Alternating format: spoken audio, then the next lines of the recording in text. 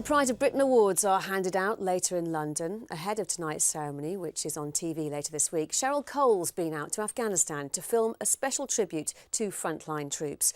Laura Hawkins followed her on her tour of Camp Bastion. Experiencing a hot and dusty day in Camp Bastion, well, that's not unusual. Seeing the Jackal drive around the camp, that's also not unusual. But witnessing a Geordie pop star behind the wheel, well, that's not a sight you see every day. Yes, Cheryl Cole is here at Camp Bastion, and in the next 48 hours she's got a jam-packed timetable so that she can see as many troops here as possible. The reason for this is that later on she's presenting a very special award. Cheryl's military flight from Norton arrived at 2 a.m. in the morning, and with little sleep and a quick breakfast, she was wasting no time at getting stuck in with the troops. The morning started in a light tank firing a 30mm cannon. She was then introduced to a range of weapons that are used out here in theatre. I said if I was going to come out of here, I didn't want to just come out and say hi to the troops and, you know, what you're up to. I wanted to experience things for myself. And I said, just give me everything. I'll go full out, and that's exactly what they've done, and that's exactly what I've experienced. Next up was a trip to the Afghan village where Cheryl took part in a typical Shura.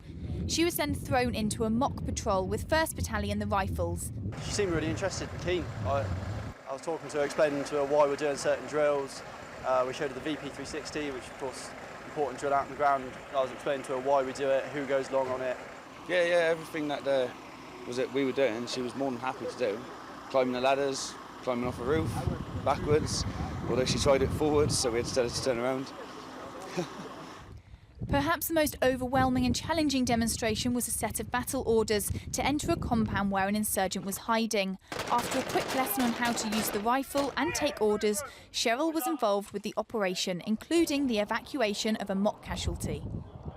I've had the most amazing morning. My eyes have been well and truly opened, and I feel really overwhelmed actually with the things I've learned. I did, I suppose, have expectations of what I thought the army was about or what I thought it involved, but I had no idea, and I know that now from just having experienced the past 4 or 5 hours being here.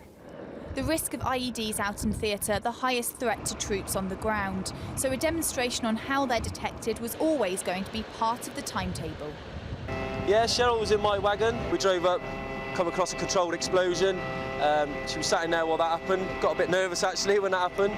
Just chatted away as if she was a normal person, but not a celebrity at all. She just happy as you like, answered any questions you threw at her, signed anything we gave her. But yeah, she was really nice, down to earth. It was a big morale boost for those at Camp Bastion, and an experience that Cheryl feels grateful to be part of.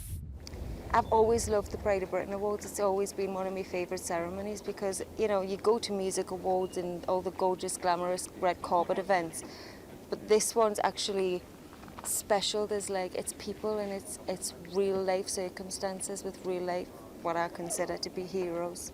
So it's amazing that I'm able to be here and physically give them it whilst here. So after her action-packed 48 hours, does Cheryl think she's cut out for the military? There is no way I'm cut out to be anywhere near the military. I'm glad I've had the experience, but I don't think I'll be back soon. A hectic Camp Bastion experience, but Cheryl's spirit-lifting mission was a successful one. And with such positive reviews about her visit around camp, it's safe to say that she's the new Forces sweetheart. Laura Hawkins, Forces News, Camp Bastion.